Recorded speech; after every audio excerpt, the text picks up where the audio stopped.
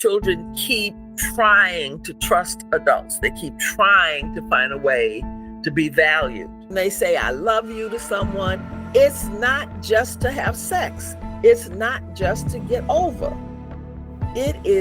Those are sacred words that touch that person. And now I know what I was missing.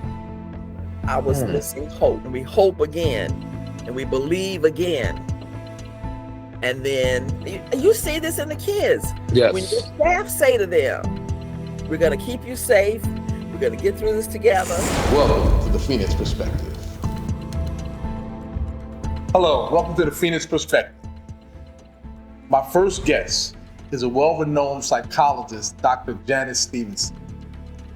Dr. Stevenson has impacted my life in so many ways when it comes to working with youth and dealing with people in general.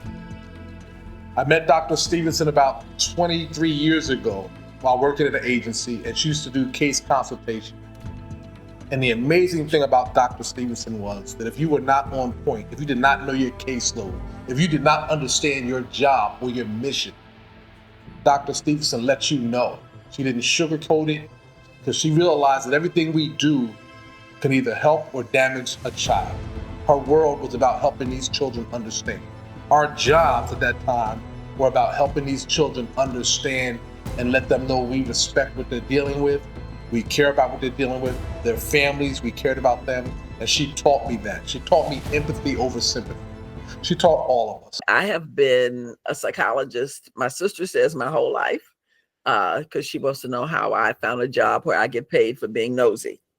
I ask questions, and I have loved every minute of it. I know I'm doing what I'm here to do. I know I'm doing that, and that's a joy in my life. I specialize in working with traumatized kids and adults. I no longer work with kids. I'm 78 now, so that takes more energy than I've got. But I do work with adults. In my private practice, I've been doing that since 1984. And I consult with companies and child service agencies and treatment facilities across the country. I've designed and implemented a number of programs, and I specialize in pretty complicated trauma cases. I've worked with people on death row. I've worked with victims of Epstein trauma. It's just been a wide-ranging career, and I have a good time. Perfect. And I will say that Dr. Stevenson holding us accountable for what we should have been doing with these clients. I've watched quite a few people break down in tears because they did not know things that they should have known. And I think I might have been one of them. Might have been.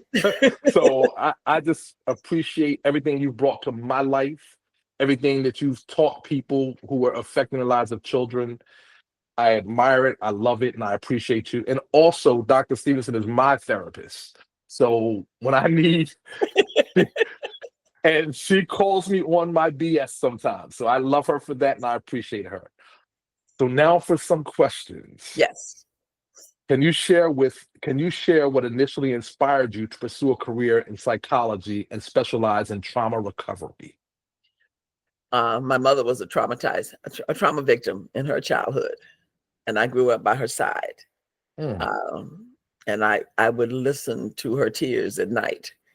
So she taught me day after day after day the pain of being traumatized and how that altered who she was and what her experience was in the world. She was a fantastic teacher and a really gentle spirit. And what happened to her in her childhood, which was unnecessary, but a part of the world we live in, changed her. And even the treatment process she went through changed her.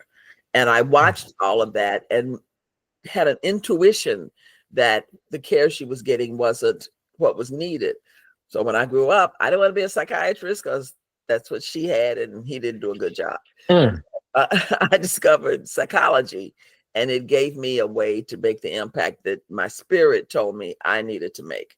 I had to make sure that people like my mom and people like me as a child could be heard and could be valued and could be appreciated. so that they Wow. could learn that they weren't just a victim. They weren't a powerless, helpless person, but that they were a person who had value. Wow. That's powerful. That's powerful. But I that's love why it. it was so important that you guys do your best work, because you could Mhm. be working with my mama. Just saying. I get it. I get it. I feel it. I feel it. Next question. This one touches me a lot because we talk about this often. In Okay. your extensive career, what patterns have you noticed in how men process and recover from emotional trauma? Whew, that's a deep one. Yes.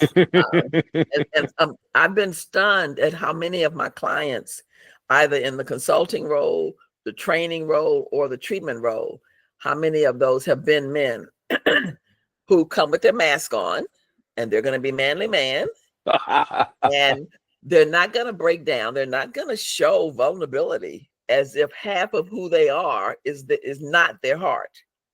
Mm, And I just, in a very gentle, respectful way, invite them to feel what they mm, feel. And, they try and say, I don't really feel anything. I'm doing pretty good. This is okay. And it's not okay, because they're acting as if they're only logic, they are only thought. And they try to meet the norms of the streets. They try to meet the norms that other men have shown them.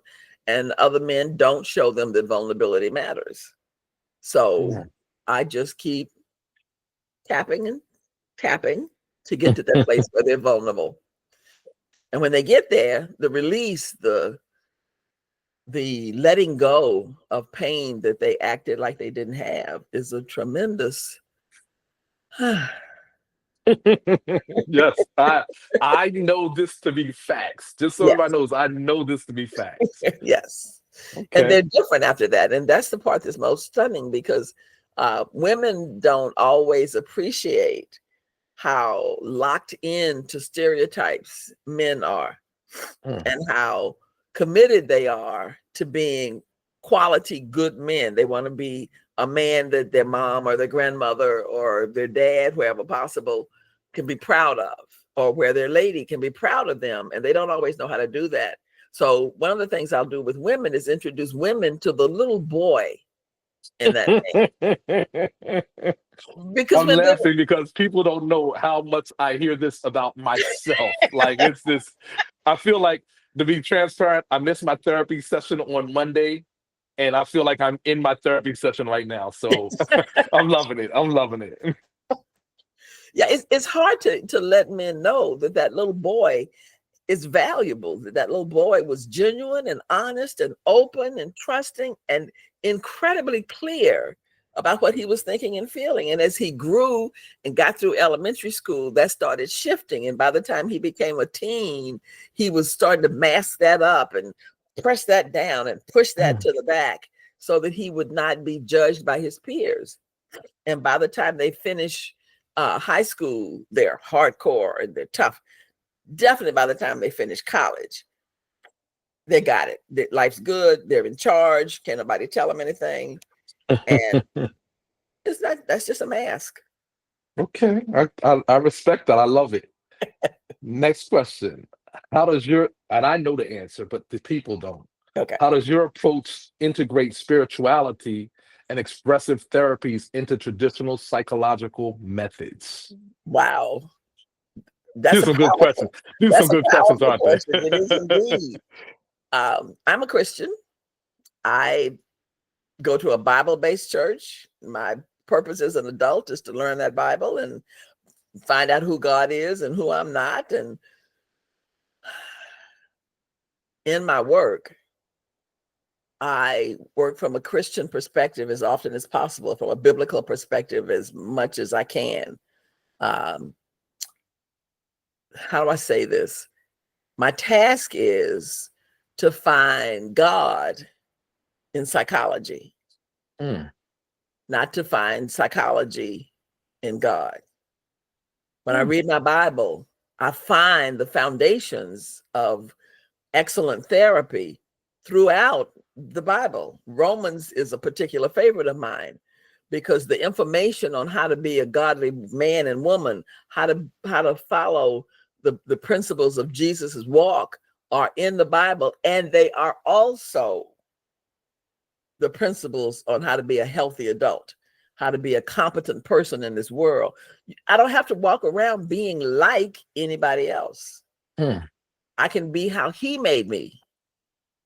And when I honor that, people notice it. I say, and you've heard me say this a lot, that when I come to a place to work, I bring my joy with me. My joy is inside. I bring it with me. I share it with all around me. And when I leave, I take it with me. You have your own joy. I'll be happy to share with you. The child in me can play with the child in you. It'll be nice. And that's the merger. That's the bridge between my philosophy in life, which is Christianity, and the work I do, which is psychology. Love it. I love it, and I appreciate it. Next question. You've worked with diverse groups, including foster youth and abuse survivors. What unique challenges have these groups faced, and how have you addressed them? The group that has impacted me the most in my 40+ year career are the guys on death row. I've been in almost every death row in the country, and I work on as part of the defense teams. My task has been to spend hours, years of hours meeting with and understanding how their lives came to that point where they would be even viewed as possible to be a murderer or a rapist or whatever got them the death penalty. I've learned how adults fail children. I've learned how children are unbelievably resilient and incredibly forgiving of adults who don't have a clue what they're doing. And as they take that growth thing and hit preteen and adolescence, they still need someone to give them guidance, and they'll find it on the street if they can't find it at home, and they can't find it in the family. They'll find it in peers who are not always the most stellar people in the world, but they still will seek that guidance. And that's giving the world chance after chance after chance. It's the same thing with foster children. It's just not as deeply wounded, but still it's a really deep wound. Children keep trying to trust adults. They keep trying to find a way to be valued. And when they can't find it, they forgive anyway and try again. And you saw that. You see it in your current work, time after time after time. Kids will protest. They will act out. And acting out is acting out their issues. They will say, I'm here. Can't you see me? I'm right here. And adults would be like, excuse me, I'm busy. I've got to get this done first. Let me get this done first. And the kids will just sit there and wait patiently, actively or inactively, until we can pay attention. And whenever we pay attention, then they're right there. That's also how kids are vulnerable to drugs, and they're vulnerable to human trafficking, because they're listening for someone saying, it's okay, you can feel better. This will help you feel better. No, it's okay, I got you. And perpetrators and predators are well skilled at being artificially caring. And if that's what we teach them, that's what the kids will learn. It's powerful. People are going to have to go back and listen to this over and over again to pick up clues, but this is powerful. Thank you. Could you discuss the role of resilience in overcoming trauma and how clients can cultivate it in their daily lives? Ooh, these are some questions, Eric. Where did you get these questions from? That's my secret. You think I don't pay attention? I pay attention. Some of these questions, I think you've been waiting like 25 years.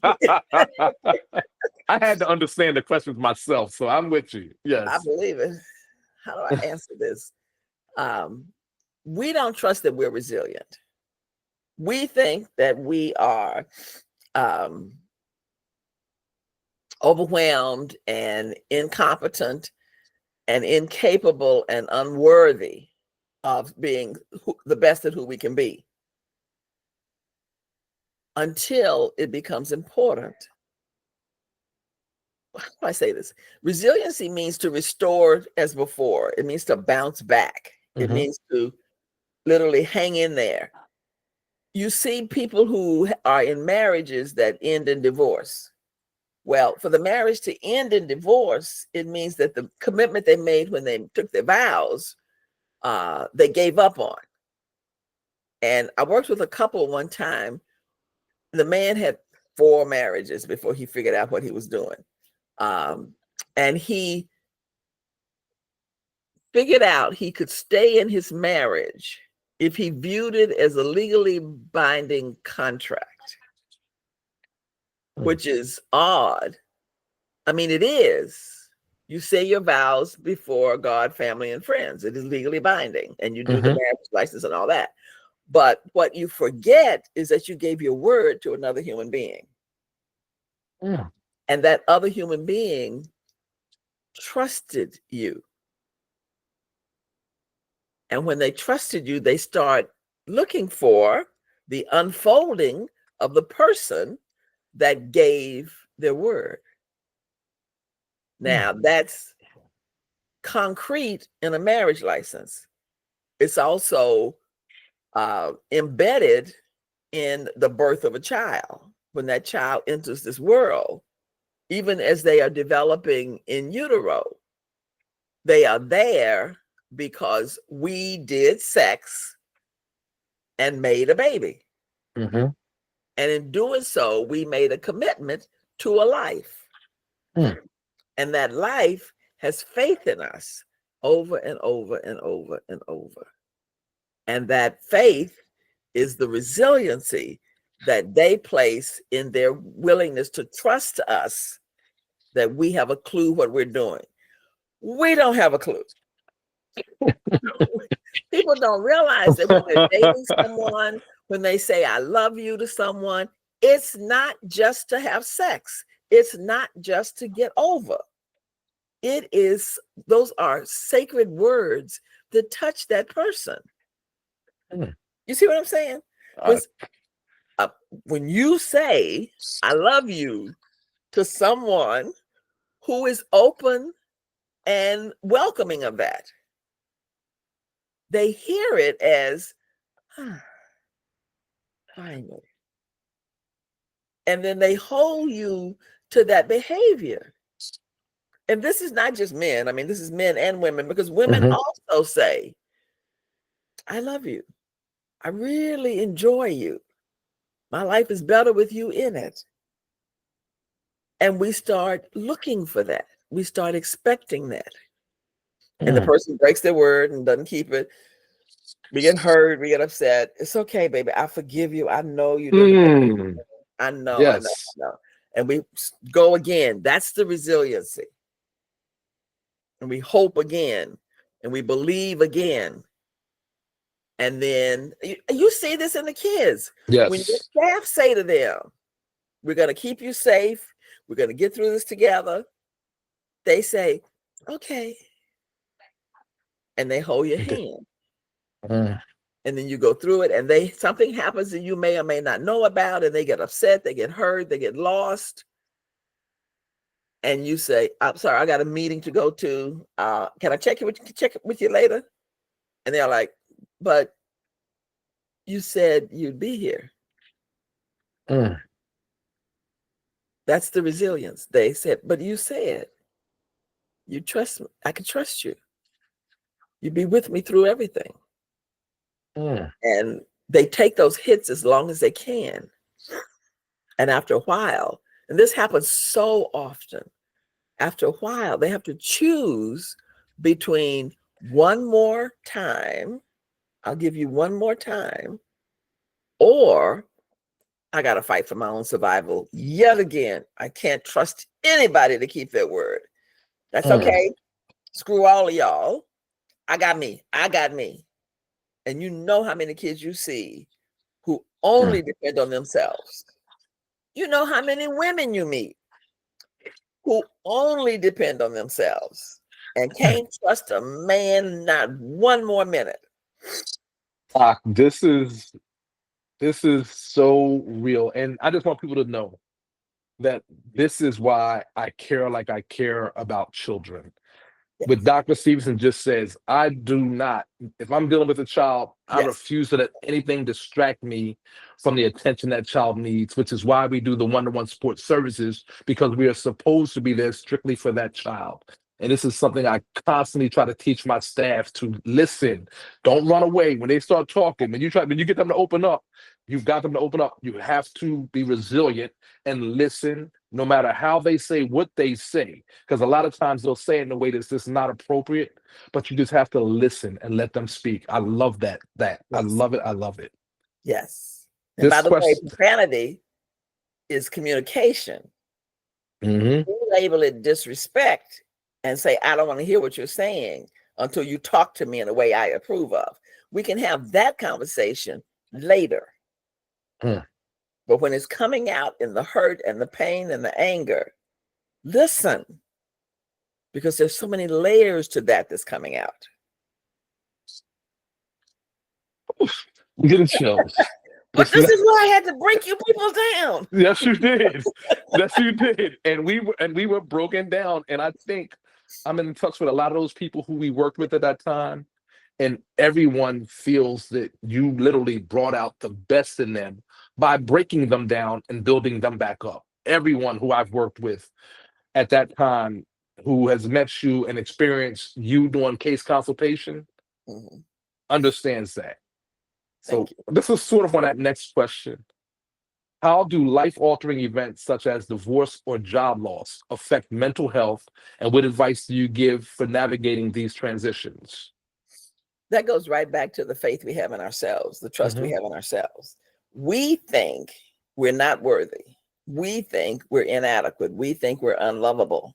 We're not, but we believe that we are. And so when something happens that derails us or that puts a hurdle in our way, we think, I can't do this. Mm. Can't means incapable. Excuse me. Can't means incapable. We're not incapable. We're capable of anything. We just have to make the decision that we're going to figure out how to do it. Mm. And we have to learn, we have to grow, we have to expand. And then we have to have faith in ourselves. Now, I'm saying in ourselves, I'm a Christian, I believe in God. I don't really trust humans because, they're all sinners. I mean, they're just kind of a hot mess. That's who we are. Okay. And I'm one. I'm one. So don't hold that back. But when I get hits, I have to put my faith in what I believe. And I believe in God. He keeps his word. He makes promises, he keeps them. And I have to figure out how to draw from me what he put in me to be able to achieve the goals he has in me in my life. Mm. So if you notice, I try not to give my word unless I'm sure I can keep it. Mhm. And if I can't keep it, I'll call you back and say, I thought I could do this, but this came in the way and this became a problem. And I'm not going to be able to keep my word now. But what I can do is keep it here because I'll move obstacles out of the way before I get to there. Mm. And people will say to me, well, Doc, it's you. I mean, you get grace. Thank you. But that's not the point because I've learned how resilient I can be. Mhm. I've learned whose shoulders I stand on. I know the history that came before me. I know what my ancestors went through. What I'm going through is nothing compared to what they went through. I watch what my friends and neighbors go through. I watch what my clients go through. I mean, when I was working with the guys on death row and the women too, on death row, it was heartbreaking to see where their loss of faith in themselves and in life had put them. Mhm. When they were little kids, there was no thought of them becoming drug addicts. There was no thought of them becoming murderers. There was no thought of them becoming people who wound other people. And the whole point, if you start hearing the whole context of their lives, is that they didn't have anything to lean on. Mm. And they were kids. I worked with a guy who was in his 50s. This was in the prison in San Francisco. Incredible prison, overlooks the bay. but not a window on that side of the building. So they're right next to some of the most beautiful scenery in the country, and they couldn't see it. Can't see it. He was in we did a huge genogram of his family and went back like 11 generations. And you could see the deterioration in the quality of life across each generation, as the generation before didn't have the resources to teach the next generation that they are resilient, that they are survivors, that there is hope every way, that there is a way through everything that they encountered. And he wound up caught up in some of the gangs and Bloods and Crips and stuff like that. And then he wound up on death row, having killed quite a few people. Not saying he didn't need to be removed from society, but life had so many opportunities to move him in a different direction, and people didn't. People didn't come through. So it's, I don't know how to say this clearly. It's important that when we give our word, we keep our word. It's important that we remember that we gave our word. It's important that we check to see how people hear what we say. It's important that if they're not able to hear what we say, we find that out. You know, at the end of every session, I ask you, was this useful? Did you get anything out of it? Yes, yes. Because I'm not in this business to talk to walls. Okay. You're telling the truth. Yes. And if it's not helpful, then I'll find you another therapist who may have another strategy and a better way to reach you. I'm not the only therapist in the world. And I'm not the only one who believes in what she's doing. And I appreciate that so much, because I take that same approach with kids. I am there with you. I will fight with you. I will fight for you. Yes. I will fight against you sometimes, but I also have taken the time to realize I can't save the world. And if I can't save the world, then maybe there's somebody else who can do a better job than I can for this specific child. So I take that very seriously, and I appreciate those words. Yes. You've worked with delinquent youth and those in the criminal justice system. What mental health support do you believe is lacking for these populations? And you've been doing this for a long time, and you've seen the ebbs and flows. Yes. So what do you feel has changed or is lacking for these populations in today's world? The main thing I see is lacking, and I've also supervised a whole lot of therapists and trained a whole lot of therapists. The one thing I think is still missing in the world is the integrity in the people who are the providers, who are the caregivers. We don't know who we are and how we work. We don't recognize that the best tool we have is our own growth, is our own ability to understand our strengths, so that we can then, as my pastor would say, have a testimony. Because we can say, in my skin, in my shoes, this is what I discovered about myself. And I want to help you discover what's important for you about yourself. Because there's more integrity. The populations I work with are people who have lost hope. I mean, when I'm working with any of the victims of sex abuse or human trafficking, their ability to believe that they can survive the human chaos that they've been through. I mean, I did a workshop recently for some psychologists in Mexico on survivors of human trafficking.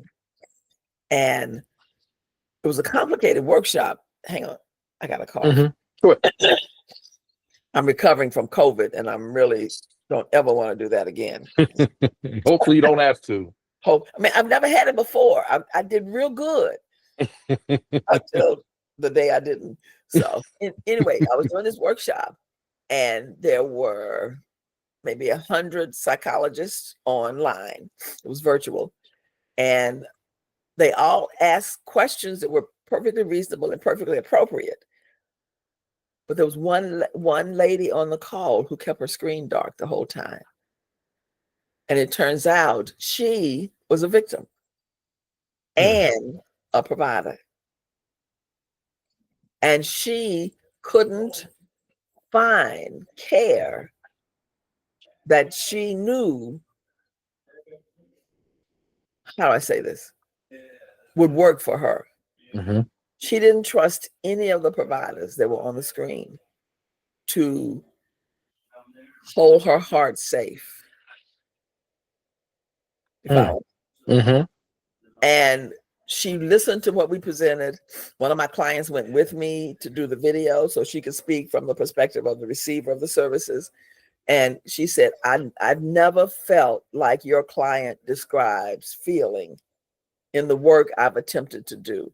I came to this retreat to figure out what I was missing. And now I know what I was missing. I was missing hope. I was missing a way to believe that I could actually feel human again. Still, this. Well, but teaching therapists that, Mm. you know, like even in this workshop, a couple of other people in response to her comments said, isn't that what you're trying to tell us about, that we're supposed to offer that? I said, no. Don't twist it. You're not supposed to offer it. You're supposed to be that. Did y'all hear that? Did people hear this? Please hear this. Right. Your kids know when you're working with them. Your kids know that you're telling them something they can trust, they can depend on. It's because of how you deliver it, the place from which you say it. And they say, okay, I'm safe. This is good. There's hope. And then you also know what happens when one of the staff says, I'll be there in a minute. You know? Yes, the blow up. Absolutely. Whew. Well, I know you're busy. We have 2 more questions, but I know you have things to do. This one is, what key message would you like listeners to take away about mental health and the importance of seeking the help when needed? We are human beings providing human services to human beings in need. That is key. We're human. We have to make sure that we know who we are, where I stop and you start. I am providing a human service. I'm not selling a car. I can't make promises that this thing won't break down at some point. You know what I mean? I can be here as often as I can be. I have 70 clients. That's ridiculous. I don't want to hear it. That's ridiculous. And I have to give the same value and vulnerability to every client. And you know how important that is to me. I was out 3 weeks in November with COVID. I remember. I remember. Some of my clients would text me because I had no voice. The respiratory part was so compelling. But my clients would text me. One of them texted me and said, are you dead yet? Are you gonna die? I need to know. I texted her back and said, I'm getting better every day. I'm taking the medicine they told me to take. I'm following the doctor's instructions.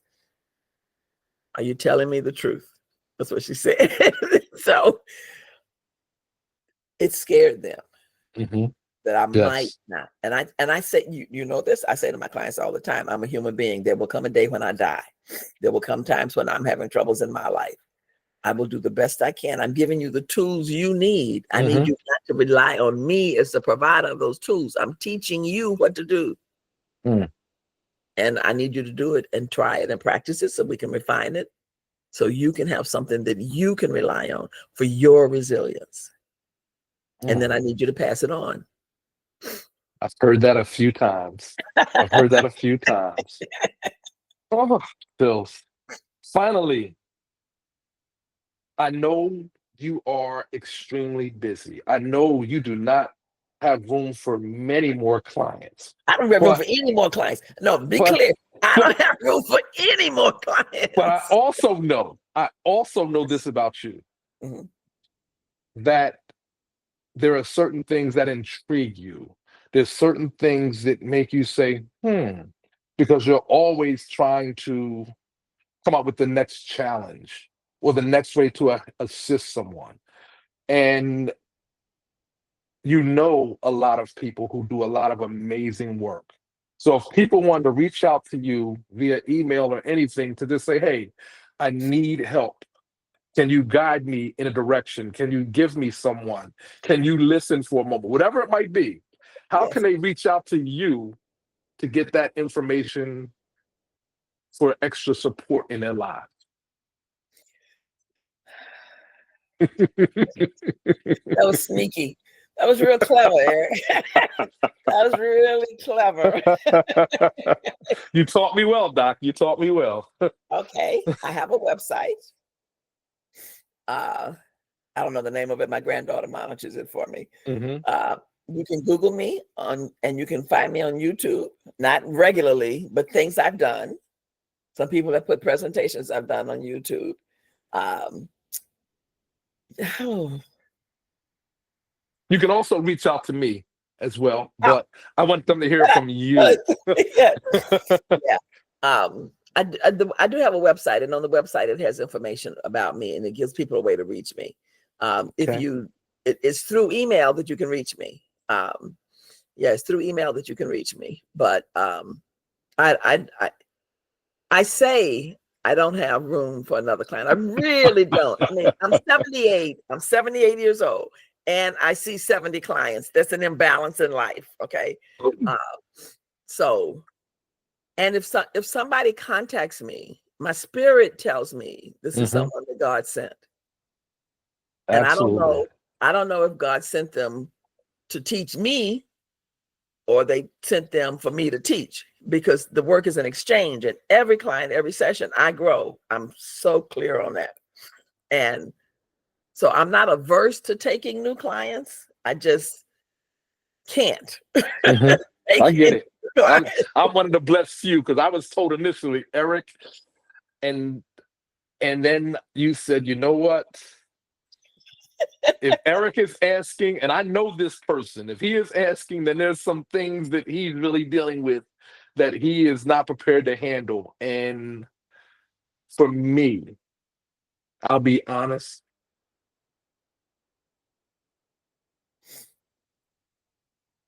I feel like you've extended my life. You've given me a better life, a better understanding of things, my trauma, my hurt, my pain, and you've allowed me to embrace that little boy who I've run from in my mind forever. And I appreciate that. I love what you do. I love that you're here for me and you're here for those 70 other people and those thousands of other people that you worked with prior to all of us. So I want to thank you. I want to tip my hat to you and say that you mean everything to everyone who knows Dr. Janice Stevenson. Now, this is about you. This interview is about you. I just want you to know that I'm over here being a proud mama because you're crying in public. Yes, yes, yes.